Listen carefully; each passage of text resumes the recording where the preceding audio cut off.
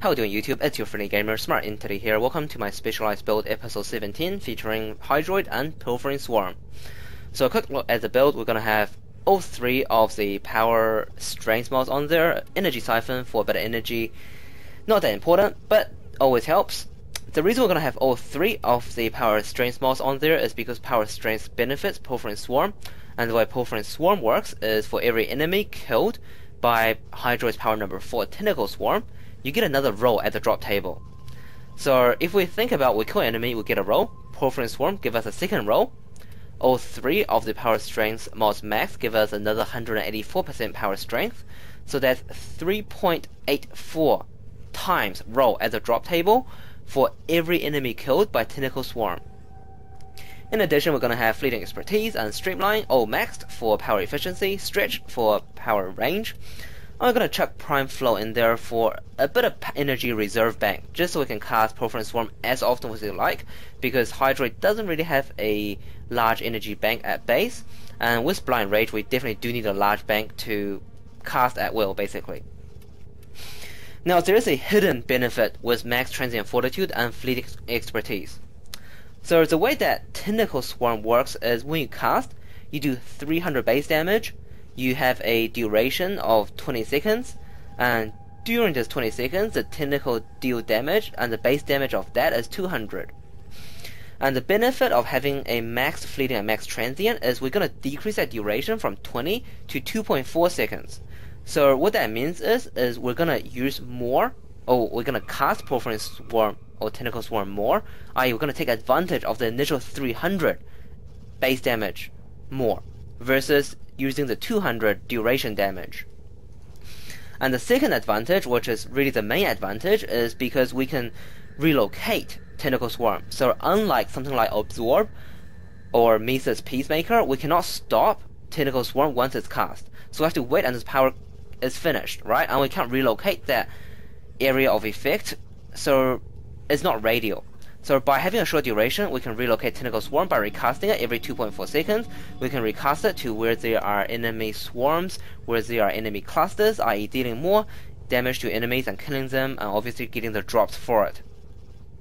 So that's the benefit of having a low duration. Alright, so we're on Cumbria, Earth, and we're going to demonstrate Pilfering Swarm with these power cell guys. So normally these power cells guys are guaranteed to drop one power cell. With Pilfering Swarm and all three of the power strength mods maxed, each guy drops 4. Now generally they will drop at least 3 because the drop chance is 3.84. well, the drop times is 3.84, but generally if you run it up it's 4. They're gonna drop it 4 times. Now the trick of course with this is you don't want to kill enemies with anything other than Pilfering Swarm, because only Pilfering Swarm killed enemies will have a chance at the drop table of rolling at 3.84 times. The scanner has been deployed. Keep it powered while it finds potential dig sites. Now I'm sure you guys don't really want to see me play this mission, so I'll end the video here and return shortly. Okay, so let's put things into perspective now. So with Hydra and Pilfering Swarm, you want to use this Warframe at a low level, something like Earth or Mercury or whatnot, basically enemies below 10, because enemies at level 1 drop just as much resource, have just as much of a resource drop chance as enemy at level 100. And when you are at low level, basically you have a much higher chance of killing enemies with Tentacle Swarm. If you are at level 100, chances are you never kill an enemy with Tentacle Swarm, unless they're a damaged sentry or something, right? So for that reason, 1, we don't need any survivability mods on Hydroid, which is what you might have noticed in the beginning of the video. And 2, Hydroid is hopeless at high level, say, survival, because it cannot replace Necros, because Pilfering Swarm or Tentacle Swarm can't kill enemies. So Necros at, with Desecrate is still the king of high level survival. So that's why for high level utility I give it a 3. Now for low level speed kill, at level 25 it's still pretty hopeless. But when we get to the real low level, at level 5 to 10, you can definitely one shot, and that's where it really shines with the farming utility. So for farming utility, I give it a 9, but for low level speed kill, it's not good at all. Now, the reason I don't give it a 10 is because of reasons just said. It doesn't really have a good farming utility at high level. So in that sense, it's pretty good for resource collection and whatnot, but it's not really good for life support collection, where Necros is still best. So again, not giving a 10, but 9 is pretty deserving. Speedrun, nothing for it, nothing against it. 3, subjective factor. Now, when Hydroid first came out, I hated that Warframe.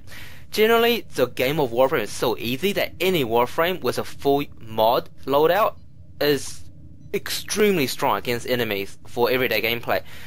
But when we are going to the high level, or we're talking about the utility stuff, Hydroid really didn't have much. Yes, it had power number 3, which can get you out of a jam, but that's about it, right? In fact, I really hated power number 4, because back in the days when we were doing survival, it actually flipped enemies here and there, it couldn't kill them, and it made other players, life more difficult at killing it. So I give it a number 3. But obviously with Pilfering Swarm, it's much better than that, but it's the ability of Hydroid with Pilfering Swarm is still just limited to farming. So I'm not giving it a 1, I'm giving it a 3. So overall score, I give it a 4.2. Alright guys, please like, comment, and subscribe. That's pretty much it. I'll see you guys in the next video. Now, I haven't forgotten the promise I gave to you guys a couple of weeks back. I am still going to release a very special video in the next, 2 weeks time, I would say. But just a word of warning, it's not about Warframe, so I'll see you guys in the next video. Cheers.